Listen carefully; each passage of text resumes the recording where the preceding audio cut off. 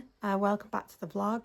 Today we're going to talk about the worst packing mistakes, and we have made a few of those. I would start off by the worst one I've ever heard really, which was not putting any identification on your suitcase. So I will link some luggage tags just so that people know that, if you're traveling, you do need to make sure that you have got your luggage tags on your luggage. The cruise ships have thousands and thousands of pieces of luggage, and you don't want to be the one that doesn't get the suitcase for days because they don't know that it's yours, and you've got to kind of go down and identify your suitcase. So make sure you've got your suitcase properly labelled up. So one of the biggest packing mistakes is what to wear on gala night, or formal night as it's known on some of the cruise lines. And I thought it's probably easier to show you rather than try and describe it. So if we start off with the men. So on a Royal Caribbean or a Carnival, it's a lot more dressed down than on, for example, a P&O. On a Royal Caribbean or a Carnival, my husband would just take a blue jacket like this, with a nice shirt and a pair of trousers. He wouldn't wear trainers or anything, but he'd just wear some nice smart shoes for a formal night. If, however, he was on a P&O, he would take his tuxedo with him. So it is that kind of one step up from the Royal Caribbeans, the Carnivals that tend to be in hotter climates and are less formal. For the women, if I was going on a Royal Caribbean, for example, I'd probably wear for formal night just a nice flowery summer dress. Or if I wanted to go a little bit more formal, then again, a nice black dress with some nice flowers on it. However, if I was on a P&O, then I would be getting the big guns out, and I would be very smart and formal with full length dresses. I also think one of the biggest mistakes that you can make is taking heels. So, maybe a block heel like this is okay because you've got a little bit more stability, but just don't forget that a cruise ship rocks. So a wedge is probably the better option. These are gorgeous black wedges, and I have a nice pair of white ones as well, and I wear them. But between those two, they're on my feet 90% of the time, because the wedge isn't too high, and but they go with everything.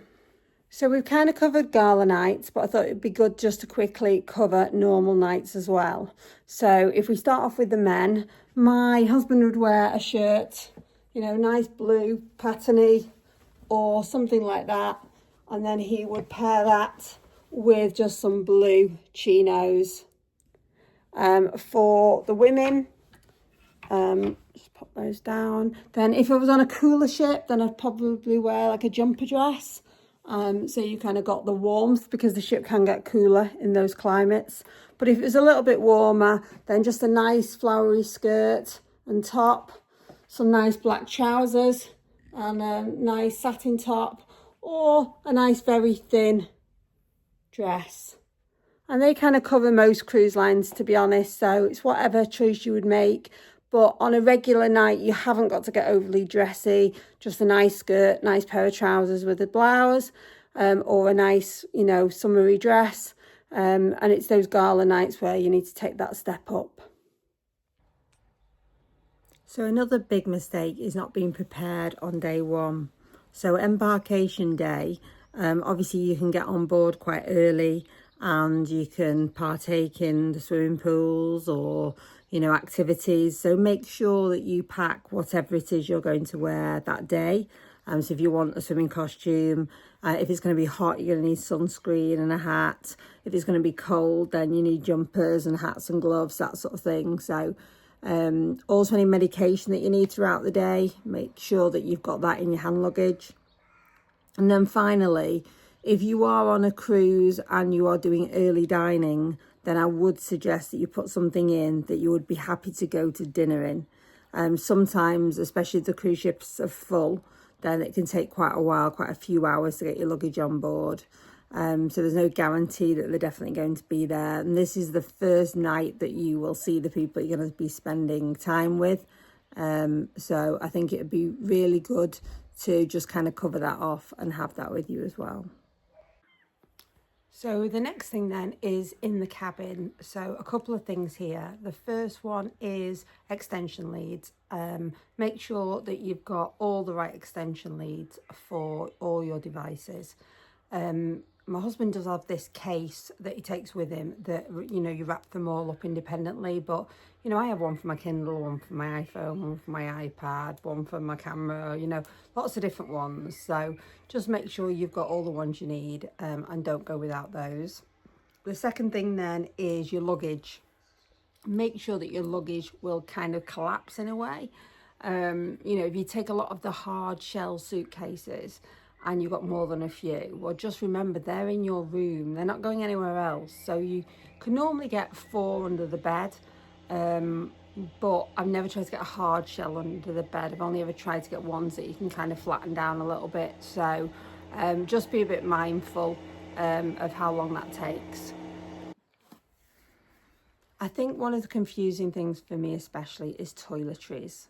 I don't think my husband has this problem. He kind of knows what he likes and likes what he knows. But for me especially, I do like certain brands, certain products that I just regularly use.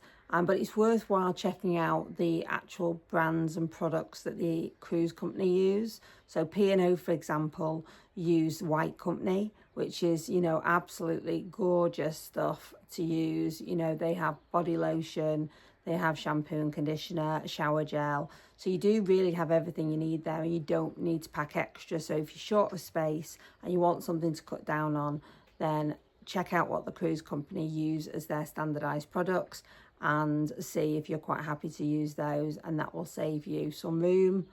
Alternatively, buy as you go. You know, if you're not that bothered about what you use and you just want kind of a regular brand, you know, a shampoo, conditioner, shower gel, you can just pop to a local supermarket and pick them up. They're pretty easy to do. So, you know, don't overthink the toiletries like I do at times, but definitely check that out so you don't overpack.